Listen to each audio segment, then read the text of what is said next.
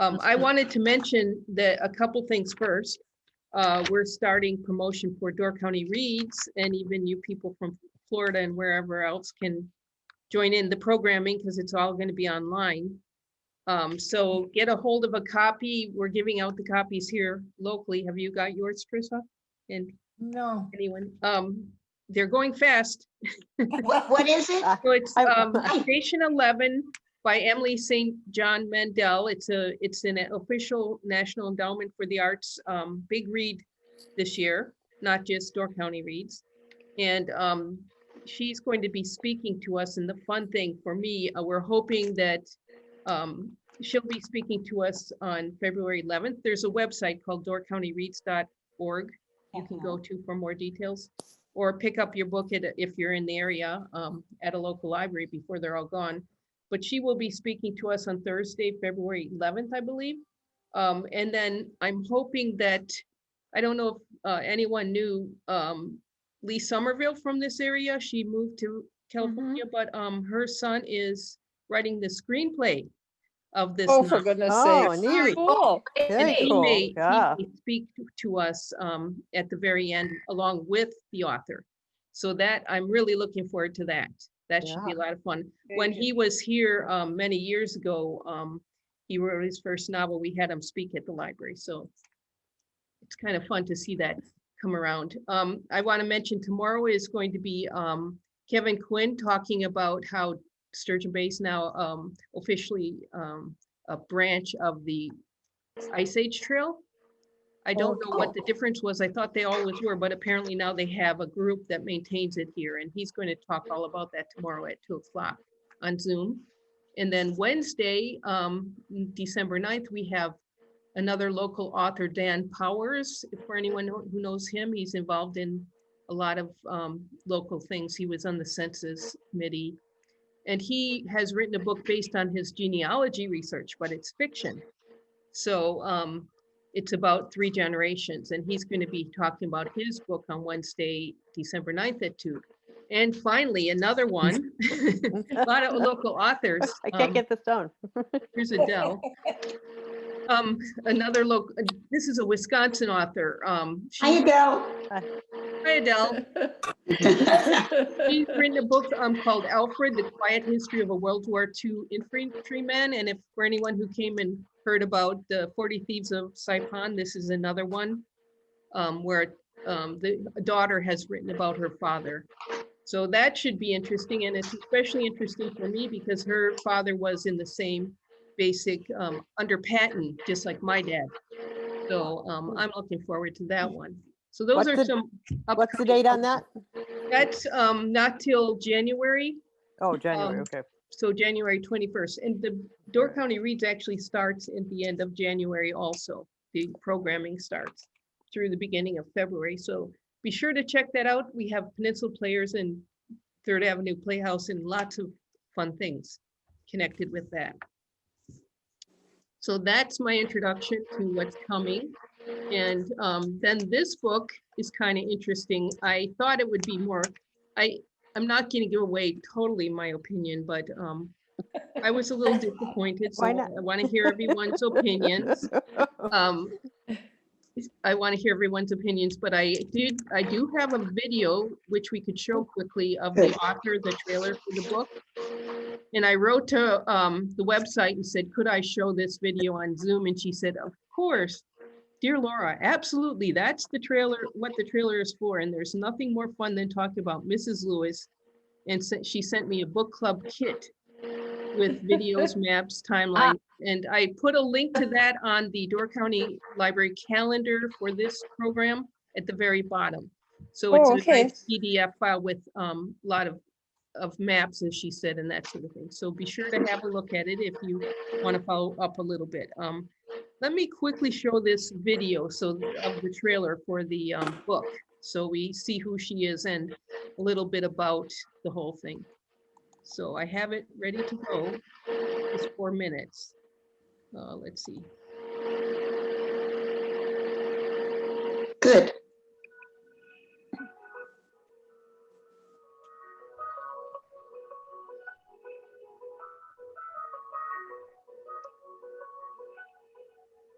We all fall into our own kind of love with C.S. Lewis, and I had fallen into mine at 12 years old when I read the Screwtape Letters and then Narnia. But C.S. Lewis only loved one woman enough to marry. Only one woman he called the whole world. Stars, water, air, and field and forest, as they were reflected in a single word. Helen Joy Davidman Gresham, called Joy, and Clive Staples Lewis, called Jack, had a decade-long relationship that culminated in a most improbable love affair, spurring gossip and conflicting stories that are told until this day. But this love story is not a fairy tale. Joy was not a princess who waited in a castle for her prince. This is the story of a fiery woman who heard the cry of her own soul and answered. Joy's courageous journey started in New York and then on to London, the beauty and majesty of Oxford, England, and the home of C.S. Lewis and his brother Warren at the Kilns. Who was this woman who so enraptured Lewis that her death nearly destroyed his faith? Why do we only know her as the dying wife in Shadowlands, when her story is both fascinating and provocative? Joy was a complicated and brilliant woman of Ukrainian and Polish immigrants, a multi-award-winning poet, a child prodigy, a novelist, a critic, a protege of the MacDowell Artists Colony, and so much more. She read before she was 3 years old, graduated from high school at 14 years old, and gained a master's degree by age 19 from Columbia. She was also an ex-atheist, converted Jew, and former communist. She was married with 2 young boys and living in upstate New York. How was she ever to know or fall in love with a Don and Christian apologist in Oxford, England?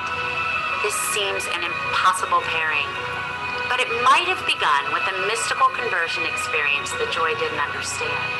An intellectual seeker, she sent her inquiries on faith and God to C.S. Lewis. That began an almost 3-year pen friendship, with letters that flew across the sea from Oxford, England to upstate New York, inspiring both of them intellectually, spiritually, and emotionally. In 1952, with things at home in great turmoil, Joy sailed to England to finally meet her friend Jack. Whether in London or in Oxford, whether punting on the Cherwell or hiking Shotover Hill, whether having pints at the Eagle and Child or collaborating in Lewis's rooms at Magdalen College, Joy and Jack's friendship blossomed. Through a decade of obstacles, laughter, oceanic travel, and deep friendship, Joy and Jack grew in faith and toward love. Their Eros-story contributed to some of C.S. Lewis's greatest works on love, on grief, on the true self behind the veil, and of course faith. Yet Joy is rarely acknowledged for the muse, editor, best friend, and beloved wife she was to this revered author. I began this novel a little in love with the image of C.S. Lewis, a little enchanted by Joy and by Oxford.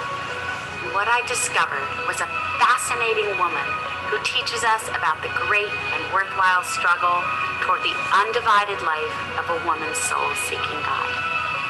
Becoming Mrs. Lewis allows Joy to emerge from the shadowlands of history.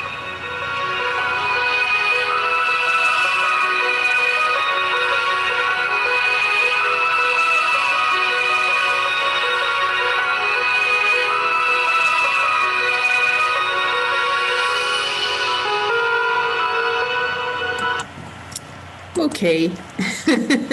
Now that gives everyone a glimpse of who she is and the subject. And welcome to the new people who joined us.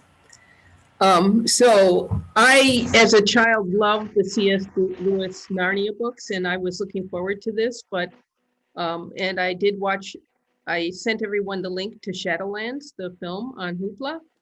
I hope some of you had a chance, I know some of you had a chance to watch it, and I really enjoyed that, but I was kind of disappointed. Oh, here's Jane and Kathy.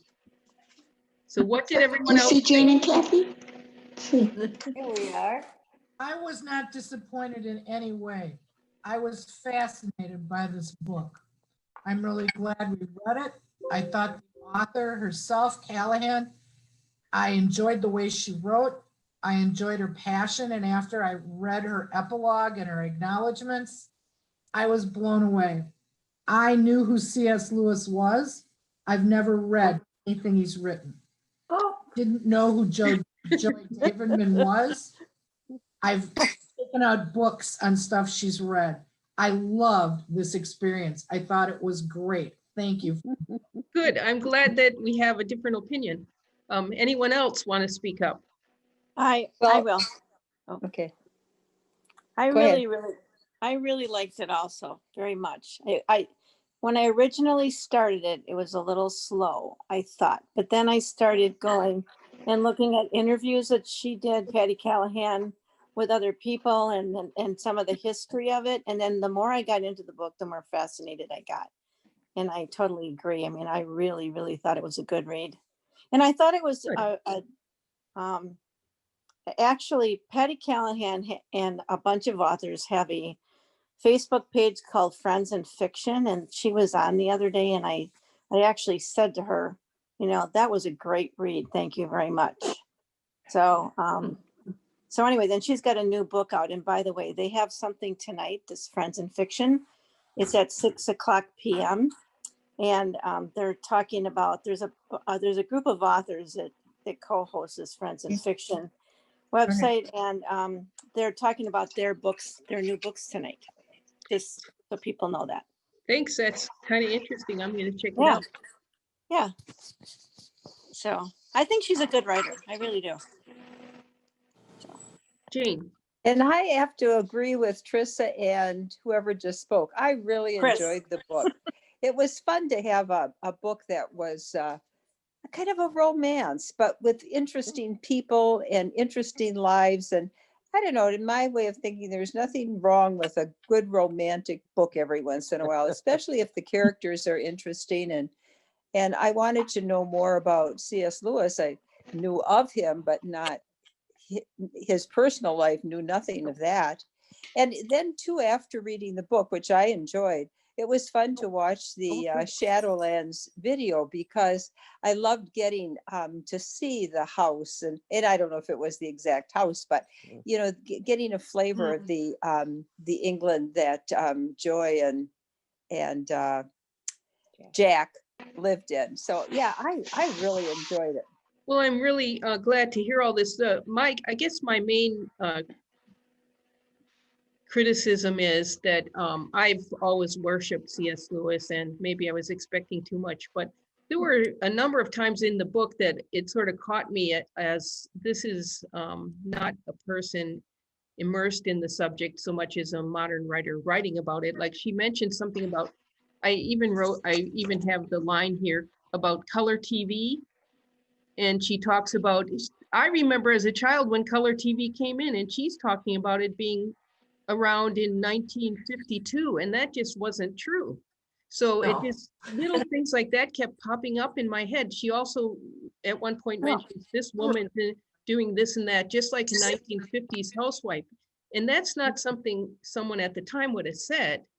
They would have been a housewife. They wouldn't have said, I'm a 1950s housewife. You know what I mean? So I felt the writing was a little awkward now and then, and I just thought she needed an editor. So I do love the subject. I agree with you that very interesting people. So that was my criticism. Does anyone else have? I'm glad everyone really enjoyed it in general, though. Did anyone else want to hurry their relationship along? I mean, Yeah. we're waiting this long, long time. And Yeah. for but sure. Well, that was one thing in real life, that they corresponded for 10 years before they ever met each other. And Yeah. I'm sorry that I didn't catch on those facts that you objected to, Laura, but the thing that Callahan did for me was I wanted to know how much of this was true. Mm-hmm. I wanted to fact check stuff, and I spent just incredible amounts of time everything I could get hands on both of them. And they were incredible. And I mean, I too watched Shadowlands. I'd seen it before, but it was just amazing. I mean, Joy Davidman was such an incredible person. And the one thing that I found really curious is that she could get caught up in that whole thing that if your marriage isn't perfect, if you aren't the perfect housewife, she lost self-esteem, according to Callahan. Okay, or at least that's my take on it. Like she gets all upset. Her first husband and her whole relationship is just really bizarre. And then Lewis is just, I mean, Lewis is just really lucky she happened. I mean, yes, he was a great author. He did great things, but he was a much better person after she was in his life. I think Go on. The thing that really struck me, she was a real intellectual, and she was probably smarter than most men that she ever met. And C.S. Lewis knew that. And some of the people like Tolkien and stuff, you know, that were not really accepting of her, you know, sort of resented that fact, you know. And I think it's, again, you're looking at, you know, a timeline for where women, you know, had a really hard time if they were out of the norm of being the housewife, I guess you would say. You know, she really was very, very, very intelligent and struggled, I think, with that and with her creative process and the whole thing. And then also with the whole personal life with her husband and cousin and everything and how that all went down was that was really pretty interesting. I would have enjoyed it more if it was the title had been The Life of Joy Davidman. Oh, yeah. I thought that she should have really been at the forefront. And yes, there was a romance, but to me that was secondary because, like you said, she was just the most interesting person.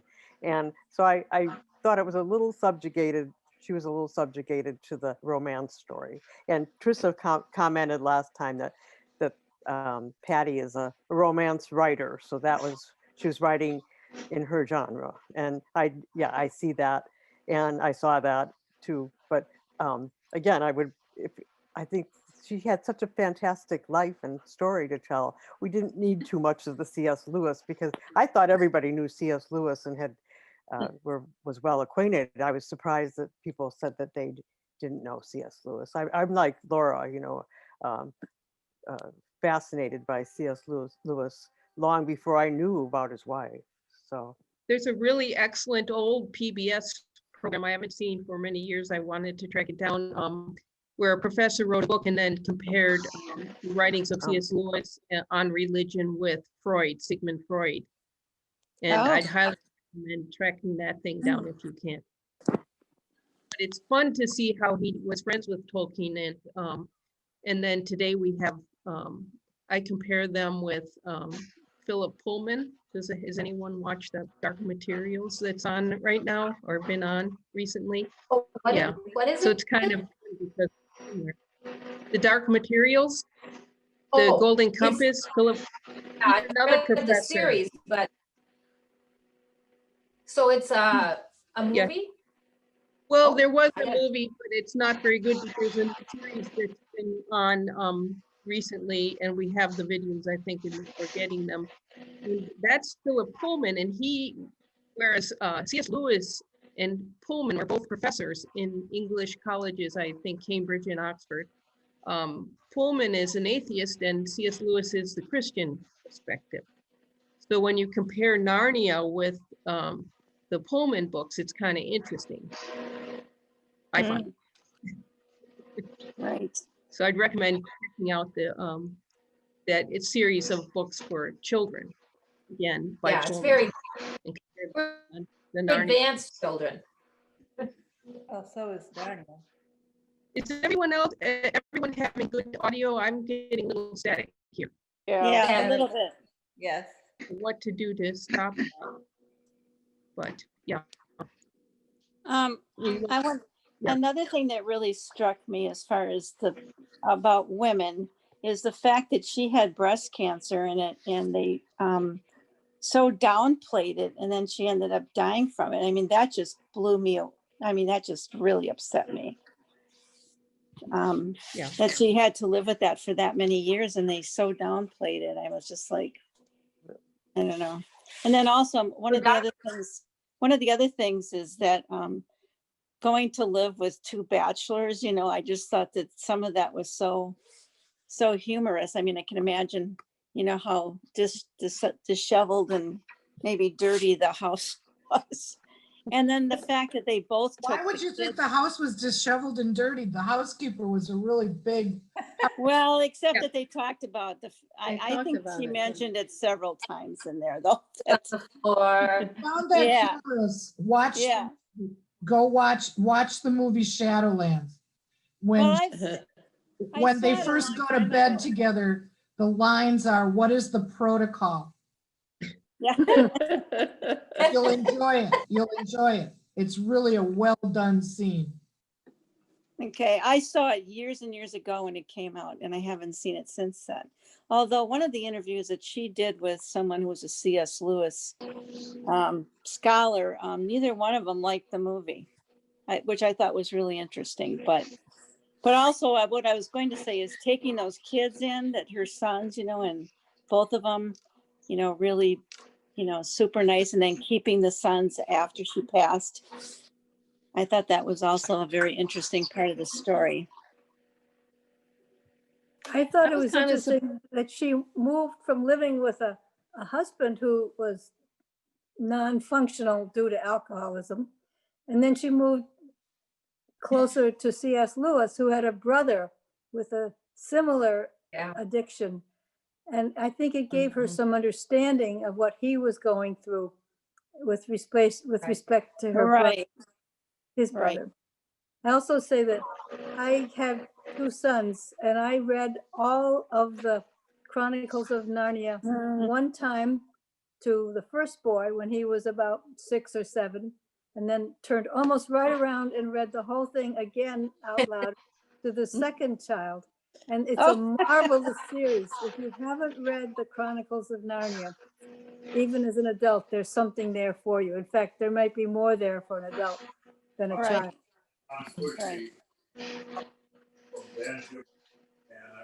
I was a little surprised that she took off and went to England when they said they didn't have much money, and she stayed for so long, and yet she had such young kids still at home.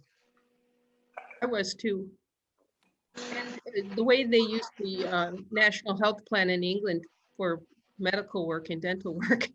Yeah. Yeah, but they didn't do a very good job. They didn't properly diagnose her. No, Right. That's right. but you know, C.S. Lewis himself died a few years later of kidney disease in his 60s.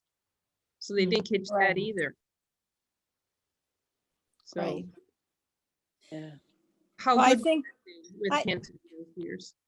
I think leaving those kids was a real struggle for her. And I think that's why when she had the chance, she was adamant, according to the book, that those kids came with her and she wasn't going to give them back to the husband. So, I mean, I think that would be I think she really struggled with that. I do, according to the book. Didn't her son write a book too about it? About his life? He's Her her son famous son. Douglas, her son Douglas, who's the only kid in the film, but her son Douglas has made a lot of, has written books about C.S. Lewis, has written books about his mother. He's done a lot of the Narnia franchising. He's really into it. His other brother has done nothing about any of it. And Right. brother, Right. whereas Douglas embraced Christianity, his David embraced Judaism. Right. When you try and find anything about him on the internet, it's just not there. I heard that he had schizophrenia. That I don't know. I couldn't find it. I can I find. read it tons of somewhere. information Yeah. About Douglas, but not about David at all. Ruth, did you have something to say? Your hand is up. You noticed that. I took a class in how to Zoom and I learned how to put my hand up when you want to speak. Well, I want to say that a lot of what you have all commented on really did resonate with me. I never read the Narnia things. I don't know why. Part of it is that I'm not fond of fantasy, although I read science fiction when I get my hands on something good. But I never read the Narnia series, and then I have heard of C.S. Lewis, as everyone says, and that he's this towering literary figure, but I knew nothing about his personal life whatsoever. So it was an interesting read that opened a lot of windows and doors for me. But I also, you've heard me speak before about my first marriage, which started in the late 1950s and ran into the 60s. And that was the time when so much of women's literature was on understanding the things you don't understand about why you're so miserable. And I certainly was that person like her, whose husband saw her only as somebody to run his household, even though he knew that she was a writer and that she had other interests. Right. When I went back to work, I was told, oh, well, as long as it doesn't interfere with the smooth functioning of the household. And that meant that on Friday night, these 2 or 3 little girls under the age of 5 and I would clean the house. And then on my dime, from my salary, we would go out to eat pizza as a family. And we accepted those things in those days. Right. And I resented that husband for a very, very long time. And only recently have I come to understand that he was as trapped in the cultural norms of the time as I was. It wasn't entirely his fault. There, that stopped all the conversation. Yeah. Go, Ruth, go. Things are really changing for women, that's for sure, especially now. Yeah. Ruth, I think that your observation and your sharing makes her even more believable for me, because I had real problems with how a woman of such accomplishment could be the way she was, be so lack of self-esteem. But the phrase you use, trapped in cultural norms, really Right. helped. Very good. Thank you. Yeah. And we know women only got to vote in 100 years ago. And they, Right. I remember I had a career Barbie doll. So the fact that they labeled it a career Barbie doll tells you something right there. Right. Right. Actually, she was extremely adventurous to do what she did, when you really think about it. Mm-hmm. You know, going to England, you know, coming, you know, she kind of like one-upped, you know, with the guys, you know, I mean, she tried to fit in, don't get me wrong, but she was so smart that she really needed an intellectual, you know, camaraderie, I guess it would be, you know. And her husband I think was smart. He didn't get that. Well, it's Warney who says, and I don't know, again, I've read so much compacted in the last couple of days about, I'm not sure if it comes out in the book or where it is. It's Right. Warney says that Jack recognized her as his intellectual equal. Right. Correct. Again, if you've got to watch Shadowlands. There's a line when she meets all of them, it's just absolutely incredible. I can't remember what it is, but it's some incredibly multi-syllable word that she says to some man, or are you just stupid? And he's dumbfounded that she would say that she just says, well, you must be stupid, and walks off. You know, I mean, it's incredible. You really have to watch the film again. You'll love it. Yeah, I will. I'm gonna watch it again too. Mhm. Well, I want to watch the Claire Bloom, where Yes, Claire Bloom plays her instead of Deborah Winter. I think that would be very interesting. Both mediums, the film and the book, take license, but it's intriguing license that made me curious and want to know about them, and glad that I did find out about them. They were incredible people. I mean, she graduates from college when she's 19 years old. She has a master's degree. Right. She's part of the MacDowell colony. I mean, how somebody like that could be quote unquote caught in cultural norms is kind of sad. But it is what it is. And he is constantly asked, do you know any children? How could you write these books? And that isn't necessarily what he wanted to be known for. Right. He was an incredible person. I mean, Well, in England, I think he was known for his religious commentary during World War II. right. Or Right. not But he here. was an incredible, he's very proud of the Chronicles of Narnia. And when he's asked do you know any children? He said, well, yes, I was. Yeah. There you go. When you started commenting about, why did she do what she did back in those times, they made a point of what her relationship was with her parents. Yes. That changed a lot of her life because that was so lousy that she needed to be away from that. So makes sense. Right. Makes sense. Yes.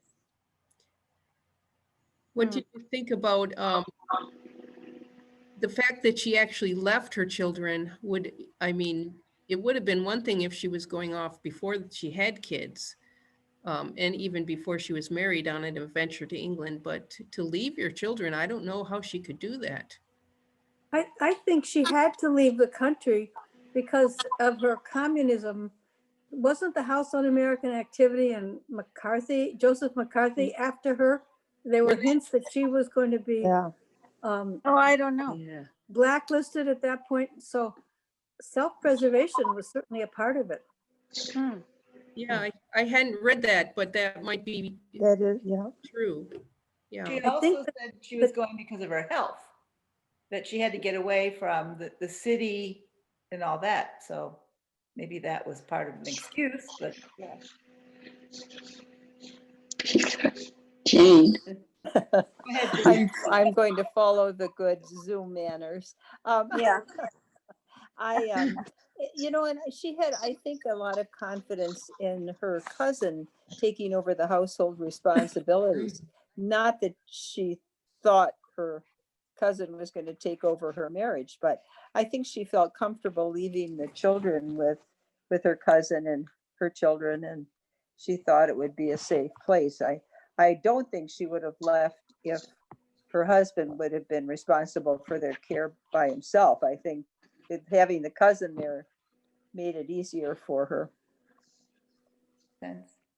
Yes, I think she made it plain in the book. The author made it plain in the book that was what enabled her to go.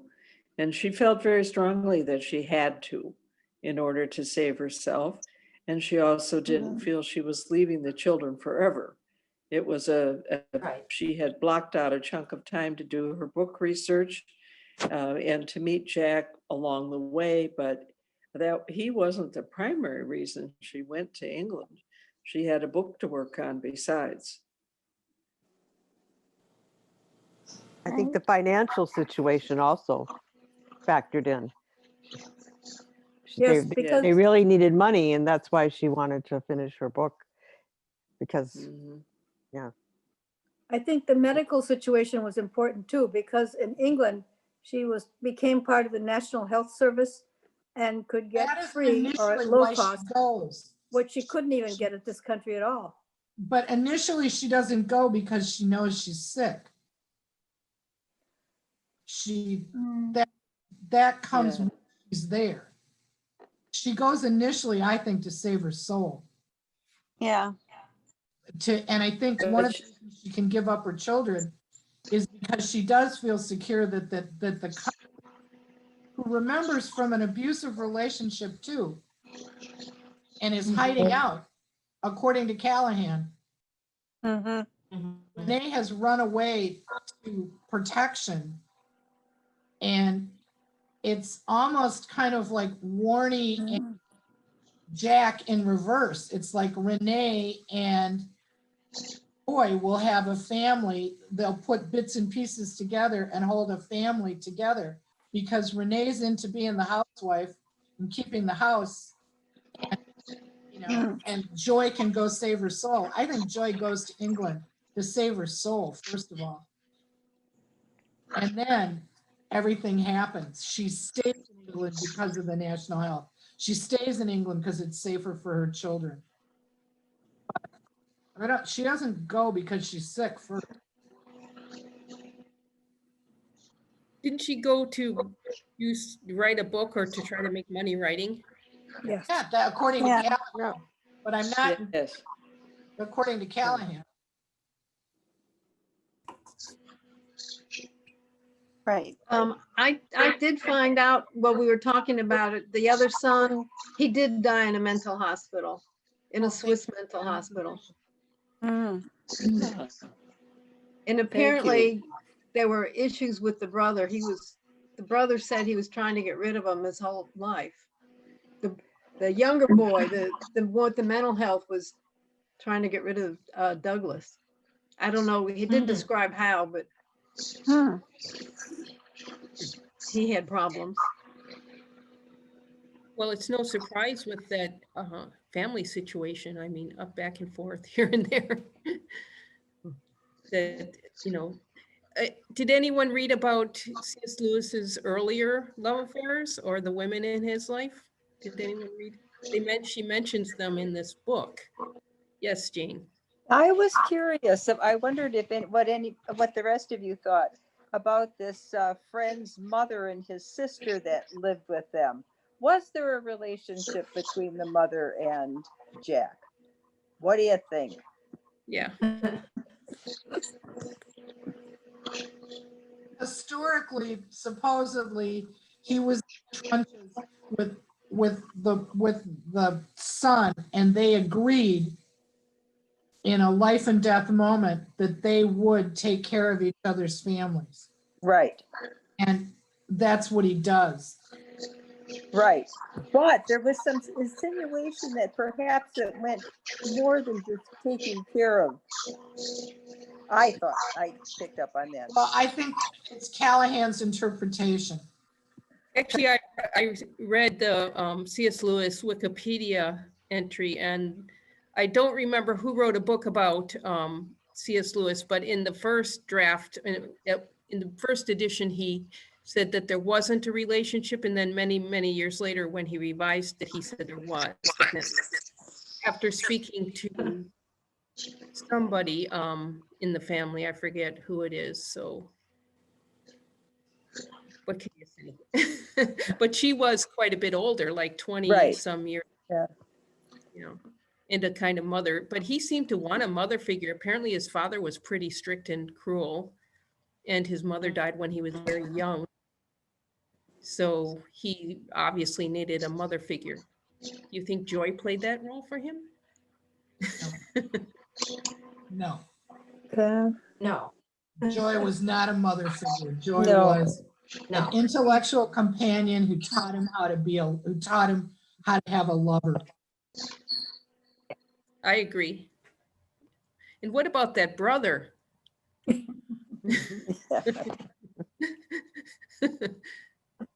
Quite a commune they had at that house. But of course, this is in the roaring 20s, and later that some of these things developed. Yeah. And then after World War II, when there was a lot of uprooting of things. I think I read that the brother, after C.S. Lewis died, that he really became badly alcoholic, and that he did not live very long himself. Yeah, and that first Mrs. Moore, the older lady, died of dementia too. I mean, nobody lived to be very long, old age, did they? Well, I have some questions from the author's book club kit. So let's see. Many of Jack and Joy's friends talk about their intellectual compatibility, of Joy's ability to keep up with Jack, and how both had incredible photographic memories, which I was surprised to read that. Did this bring them together? Did it help them love grow? How? It does seem like they hold off quite a long time. Is that a normal relationship? It's, yeah, That's it normal. seemed to me that, you know, Joy was ready to have a relationship a long time before Jack was. And, you know, Yeah. it was interesting in the movie Shadowlands, you know, it all kind of came together quickly. But it seemed like Joy was definitely the one that was pursuing the romantic relationship. Well, didn't they say something about he didn't believe in the fact that she was already divorced? Yes. Yeah, that was part of it, I think. Yeah.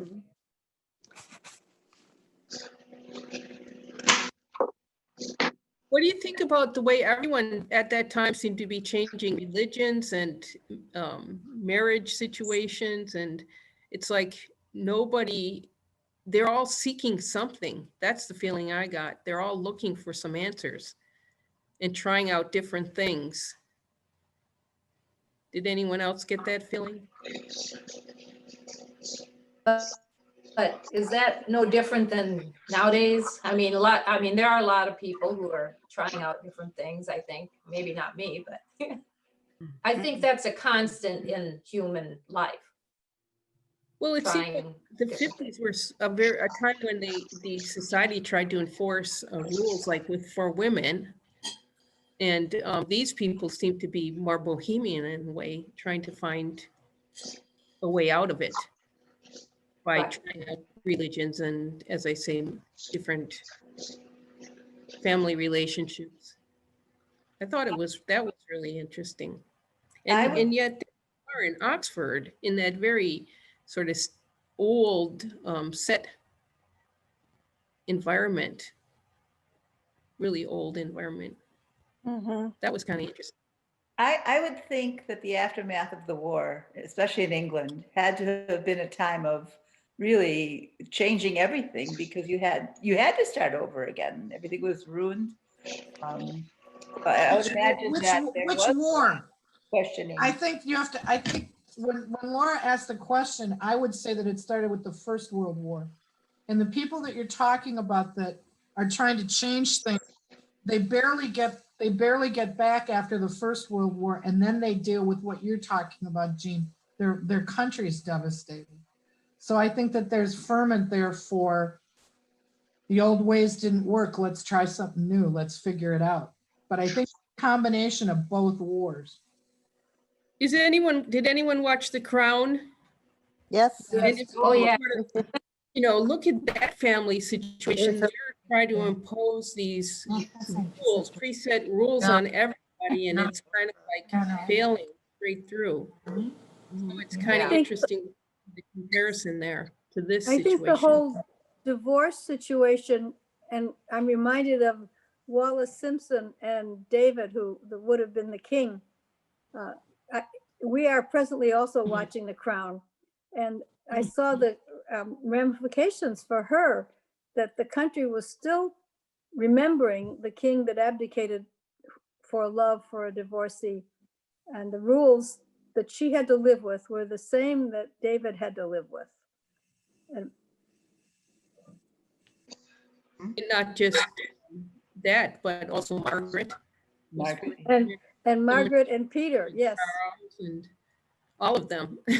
That was probably very current at the time, that Margaret and Peter Townsend wanted to marry, and they shipped him off to Brussels and locked her up in Charterhouse.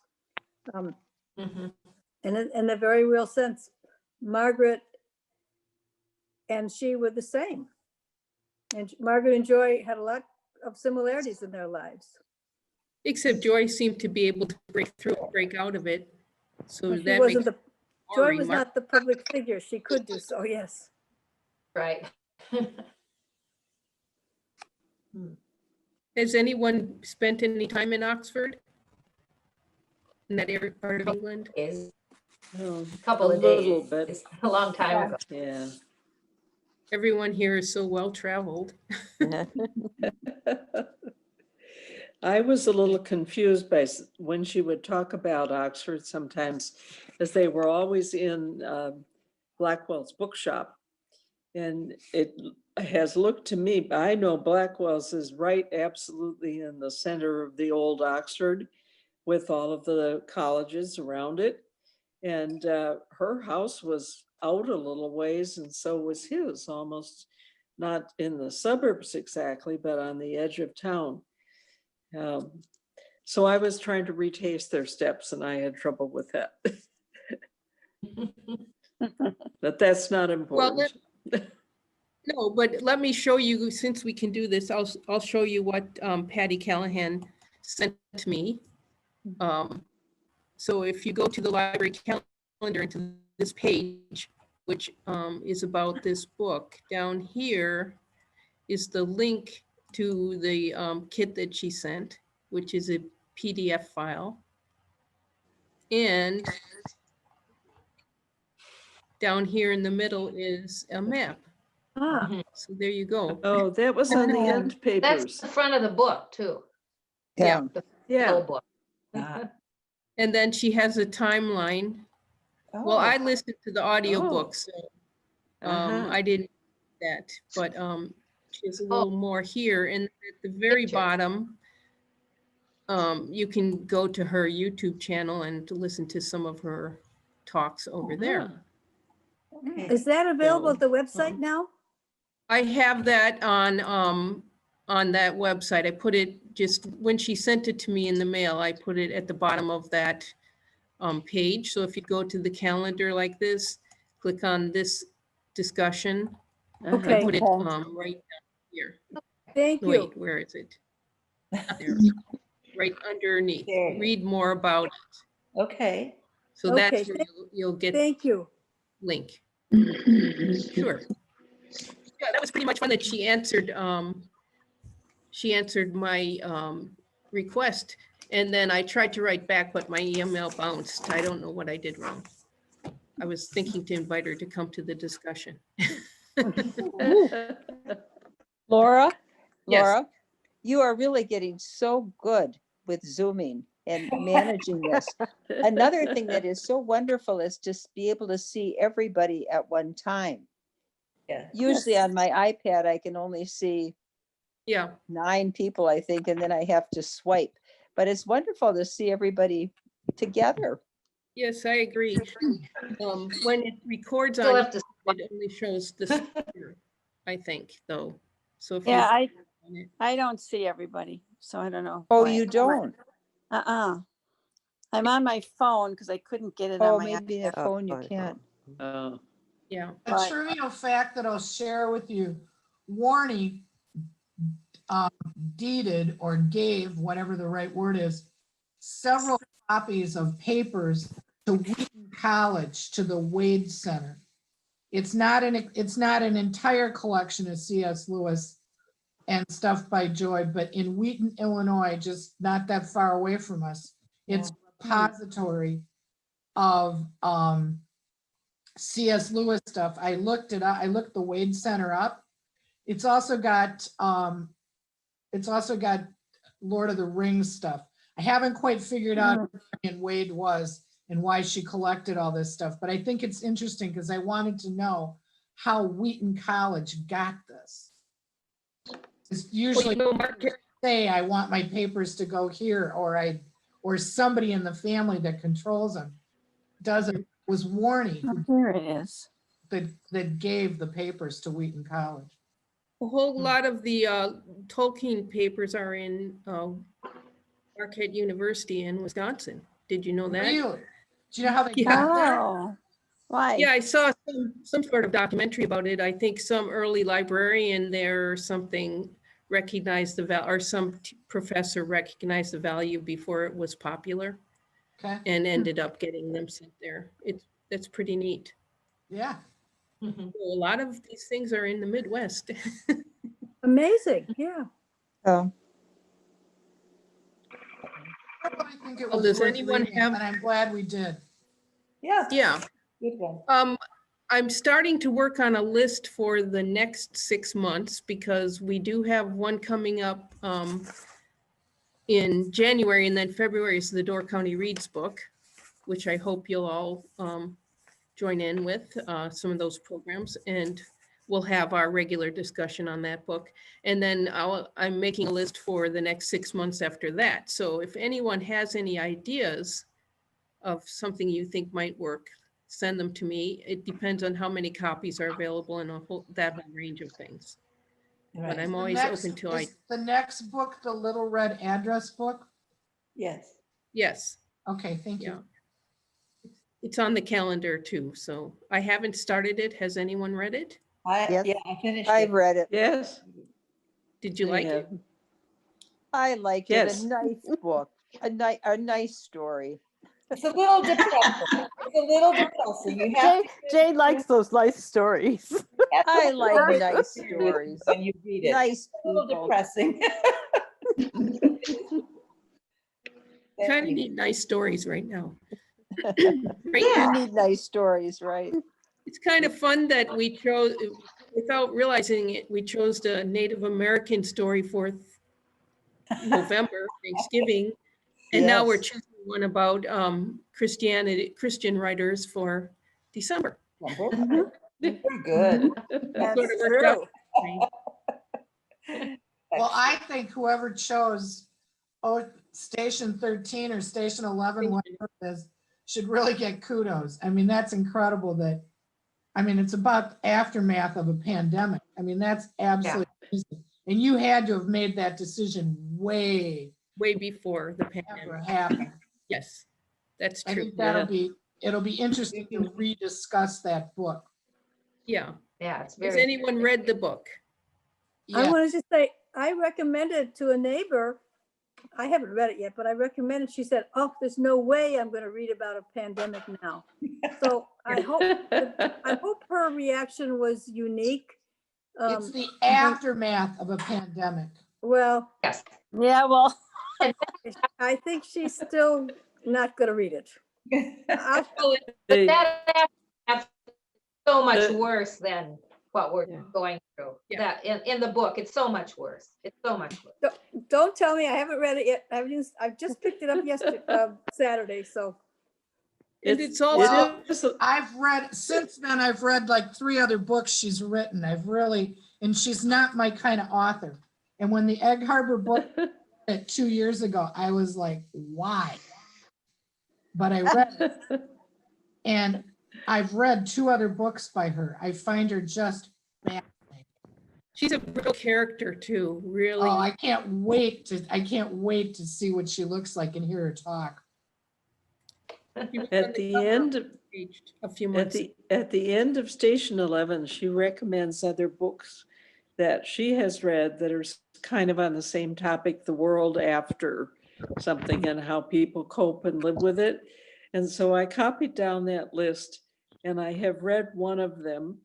I shouldn't talk about it because the title escapes me at the moment, but it was about another pandemic, something very like our particular pandemic where it infected everybody, but with men, it rendered them either dead or sterile. oh, And geez. so there's very little sperm left in the world. And the story is of a mother with a teen boy who's just about to reach puberty, and she's trying to protect him from being taken away from her and locked up basically for his sperm. It's a very interesting read. Is that called the And Afterlife? if I ever remember the title of it, I'll tell you all. Ruth, send that to me. I think I'd like to read it. Ruth, is the title The Afterlife? And is the woman an Australian? Afterlife? No, no, South African. South African. And for some reason, she thinks that her son will be safe if she can get home to South Africa. But it was a world pandemic and they're really no better off. I there. heard her speak, Stephen King, and another woman. It was through the Penn Faulkner. Yeah, she is South African. Yeah, it's called The Afterlife, Afterworld, or something like that. But that was an amazing discussion. It was 3 authors that had written about pandemic talking about it. It was wonderful. I did come across a really interesting interview with Emily St. John Mandel and someone who's the head of a book association in England. And this was done during this pandemic. So she talks about in that interview how she would have done things differently, having experienced it herself. So that's pretty interesting. I'll have to dig that out.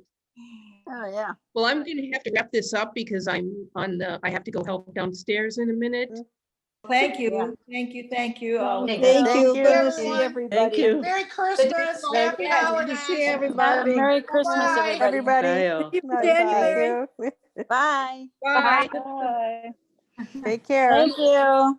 Merry Bye. Christmas.